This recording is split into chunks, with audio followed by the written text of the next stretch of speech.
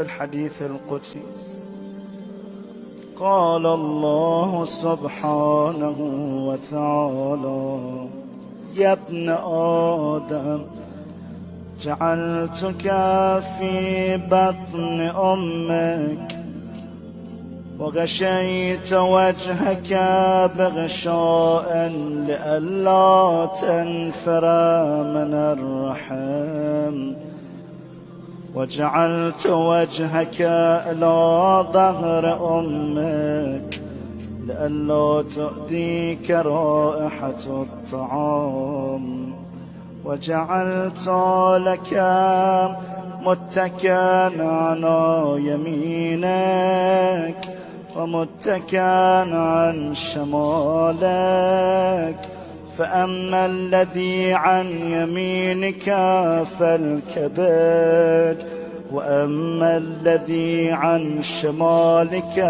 فالطحال.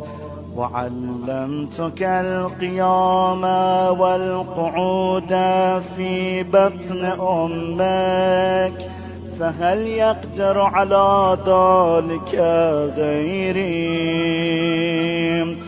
فلما أن تمت مدتك وأوحيت إلى الملك بالأرحام أن يخرجك، فأخرجك على ريشة من جناحه، لا لك سن تقطع ولا يد تبطش ولا قدم تسعى، فأبعث لك عرقين رقيقين في صدر أمك يجريان لبنا خالصا حارا في الشتاء وباردا في الصيف، وألقيت محبتك في قلب أبويك فلا يشبعان حتى تشبع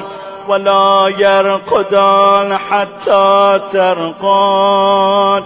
فلما قوي ظهرك واشتد أزرك برزتني بالمعاصي في خلواتك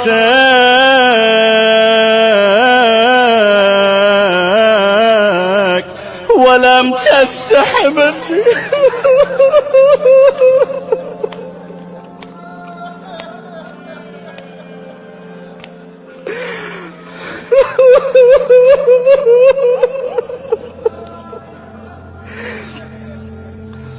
ومع هذا إن دعوتني أجبت،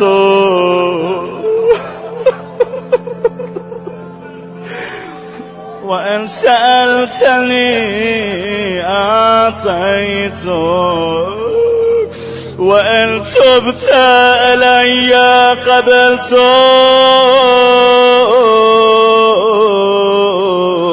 إلهي العافية، إلهي العافية، إلهي العافية.